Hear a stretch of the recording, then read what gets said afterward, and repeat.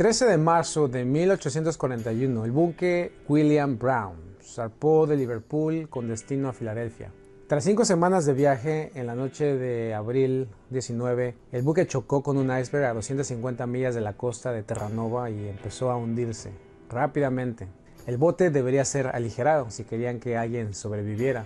Esperaba que fuera el último recurso, pero el día 20, en medio de la noche, las condiciones atmosféricas se empeoraron y las olas empezaron a ser más altas, se abrió una grieta en el bote y empezó a entrar el agua. La situación era desesperada, de modo que a las 10 en punto de la noche del 20 de abril se tomó una decisión trascendental. Algunos individuos tendrían que ser sacados a cuchillo. Tal acción no sería injusta con aquellos que fueran arrojados por la borda, porque seguramente habrían perecido de todos modos. Lógicamente, no todos los presentes estuvieron de acuerdo con las conclusiones de los líderes. Los disidentes afirmaban que si no se emprendía acción alguna y todo el mundo se ahogaba como resultado de ello, entonces nadie sería responsable de las muertes. Por el contrario, afirmaban, si se ponían a salvar a algunos del grupo a expensas de otros, solo podía hacerlo quitando la vida de modo activo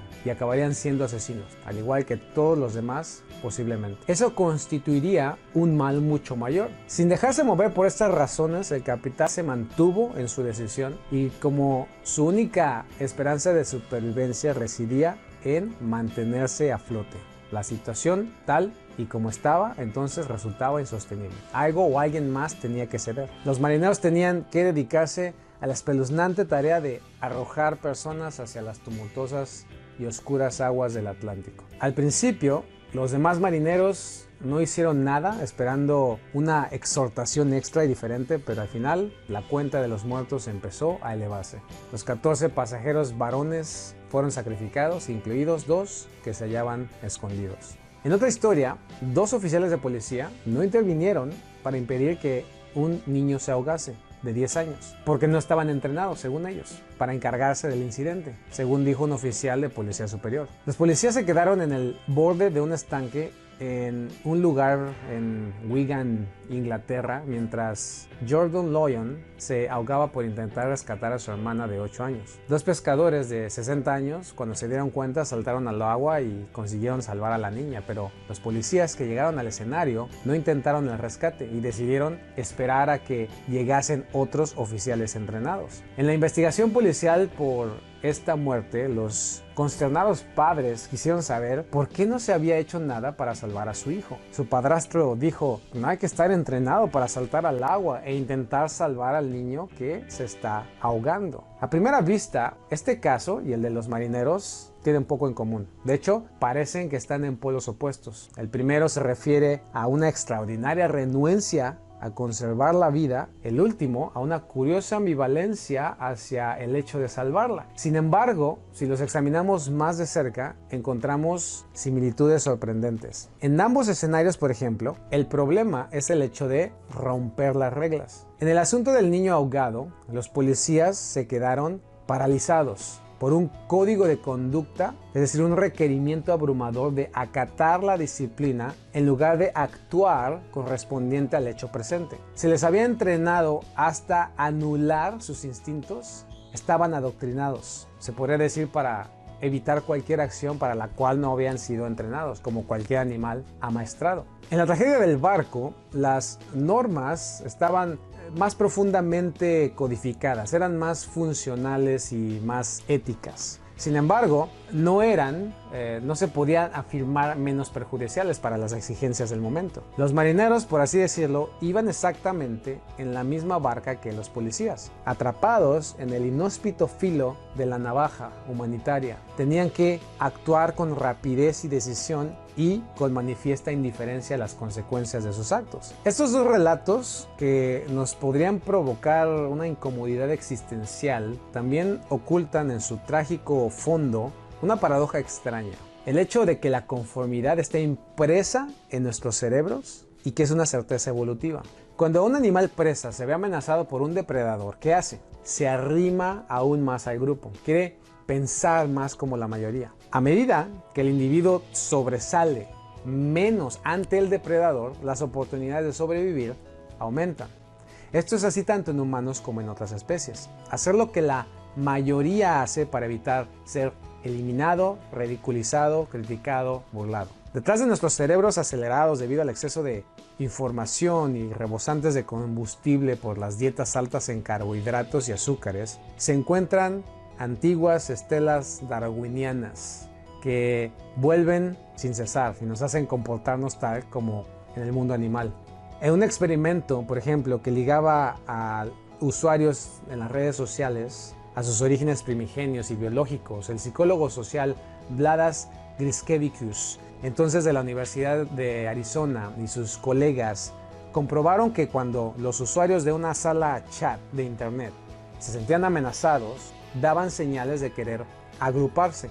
Sus opiniones mostraban convergencias y eran más probable que se amoldaran a las actitudes y opiniones de otros en el foro. Déjame preguntarte, ¿no es esto lo que sientes la mayoría del tiempo cuando pierdes, cuando no sabes qué hacer? ¿O has observado cómo la mayoría reacciona y busca unirse a grupos de trading y dentro del grupo otros crean nuevos grupos de trading y así la mayoría continúa? ¿Lo has notado? Pero debes de tener muy claro que en trading es totalmente lo contrario. Debes de desarrollar la capacidad de desligarte totalmente de las convenciones sociales y pensar fuera del grupo. Así es como salvas tu vida, tanto literalmente como metafóricamente. Por allá de 1952, el sociólogo William White acuñó el término groupthink, pensamiento grupal, para conceptualizar el mecanismo por el cual los grupos estrechamente unidos, apartados de cualquier influencia externa, convergen rápidamente en posturas normativamente correctas, volviéndose al mismo tiempo impermeables institucionalmente a la crítica, indiferentes a la oposición externa al grupo, adversos a disensiones en el interior del grupo y sobre todo más confiados en su propia rectitud irreprochable basada en lo que el grupo cree es más relevante o importante. El psicólogo Irving Janis, que llevó a cabo muchos trabajos empíricos sobre el fenómeno, describe así el proceso. Un modo de pensar en el que se embarca la gente cuando está profundamente implicada en un grupo cohesionado, donde los anhelos de unanimidad del grupo supera su motivación para apreciar con realismo maneras de actuar alternativas, es lo que no conduce precisamente a la toma de decisiones óptimas y oportunas para la situación individual, ni para llegar a ser capaz de tener libertad. Observa a un profesional en cualquier ámbito y te darás cuenta que los más exitosos son a menudo los menos sociales, o los que menos les interesa qué es lo que están haciendo o diciendo los demás. Su círculo social es pequeño. ¿Has visto un fisicoculturista esperando que sus amigos lo acompañen al gimnasio para motivarse y hacer ejercicio? Él va a ejercitarse y a empujarse a su máximo aunque nadie más lo haga. Y se dedica a sus rutinas sin pararse a chatear con todo el mundo o a pedirle su opinión. Todo mundo habla de la libertad financiera y del tiempo que trading trae. Pero todos se olvidan de algo muy importante. La libertad es sinónimo de individualismo, de independencia y logro. Por lo tanto, las personas que tenemos éxito somos individualistas. Mas no significa que no hablamos con nadie o somos arrogantes o pensamos que todo el mundo está por debajo nuestro. No tiene nada que ver, sino que al final hemos desarrollado la capacidad y tranquilidad de seguir nuestras propias decisiones. Y es ahí donde las ideologías de trading atrapan a la mayoría. Las estrategias de parámetros fijos, las teorías, los indicadores de promedios, el análisis técnico, porque todo ello se deriva de un consenso colectivo que solo es aceptado, mas no en los principios universales que son los mismos independientemente del individuo o grupo. Por lo tanto, el individuo que se libera de todo esto que popularmente se enseña, entonces desarrolla su mayor potencial individualista para iniciar su camino hacia la verdadera libertad, primero mental, después financiera. Porque ese no puede ser tan complicado. A esta gente le gustaba renovar los indicadores y hacer nuevos indicadores y nuevos y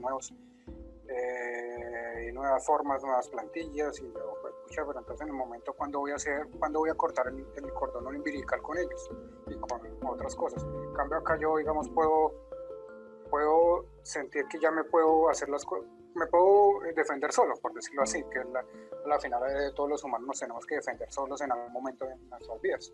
Más o menos el otro curso donde yo estaba funcionaba así. Más o menos como si a las 8 arrancaba, ¿sí? Entonces, bueno, ¿qué tenemos para hoy el mercado? Están así las divisas, así tal indicador, tal así, bueno, ¿qué vamos a hacer? Bueno, ¿por qué? Le damos tal noticia, bueno, eso significa tal lugar. Entonces era el instructor, los dos instructores, diciéndole a los alumnos cómo pensar, ¿sí? Bueno, yo estaba participando de muchos grupos en Telegram, ¿no? De análisis técnico que hacía, ¿no? Y que la gente publicaba lo que ganaba y todo eso. Y bueno, los domingos la gente, el administrador de grupo decía, manden sus análisis, todos mandábamos una línea, usando líneas ahí en el gráfico, y al final no se sabía cuál era la correcta, ¿no? Y bueno, ahora como que ya me salía, incluso ya le eliminé los grupos, ¿no? Estoy, como dices, el trading es individualista, ¿no? Son tus decisiones, ¿no? Son nuestras decisiones que tomamos. Sí, de hecho estoy en un chat, ya tiene tiempo, y efectivamente analizo lo que vi en el curso y luego los escucho, los leo, digo, pues es cierto, o sea, nos llevan hacia, no sé si en ese mismo grupo haya gente que en verdad nos siga metiendo o le siga metiendo a ellos la parte de que está haciendo una taza, de que está haciendo un camello con doble joroba, no sé, cosas así, y ya veo, digo, no, chavos, o sea, no, no, ya, ahora ya pienso otra cosa, ¿no? Pero pues cuando uno, o sea, si uno no lo sabe, pues se deja llevar por todo tipo de mitos, ¿no? Tal como lo escuchaste, estas personas han sido capaces de entrenarse con alguien que tiene experiencia y sobre todo libertad, que no está dentro de las manadas, desarrollando entonces la confianza y responsabilidad de tomar sus propias decisiones. Alguien que se entrena con nosotros y verdaderamente se enfoca en los principios del precio que enseñamos, se sale de todos estos grupos, deja el ruido atrás, se concentra en sus propias habilidades, se vuelve un individualista, ya no necesita la opinión de ninguna persona, ya no depende de la mentalidad de grupo, ya no titubea si otra persona está haciendo lo contrario, deja de interesarle las opiniones de los demás. En otras palabras, se vuelve individualista porque se vuelve libre, porque no necesita ni depende de reglas institucionalizadas y validadas por consenso grupal. Ya no necesita seguir las reglas fijas establecidas por ideologías comunitarias. Puede saltar si la oportunidad lo amerita, a diferencia de los policías que se quedaron paralizados en la historia y dejaron ahogar a un niño. Así como también puedes aceptar pérdidas para salvaguardar tu capital, como en la historia de los marineros. Ser libre es fluir con el momento y tomar la decisión más adecuada en el presente, que tú elijas, sin la restricción de la caja ideológica que paraliza y entorpece a la mayoría que sigue consumiendo y pensando como manada. Por lo tanto, solo hay dos opciones. Sigues utilizando lo que todos hablan y utilizan y le das validez, volviéndote parte de una gran manada que sigue teniendo los mismos problemas de siempre, o tienes el coraje de hacer lo contrario para ser libre de todas las ideologías populares, para así ser más responsable entonces con tus propias decisiones, pero a la vez más libre e individualista, con mejores resultados. Tú decides. Te dejo aquí abajo con las experiencias más recientes de nuestro entrenamiento avanzado y, como siempre te recuerdo, opera con logos, opera con lógica. Hasta la próxima.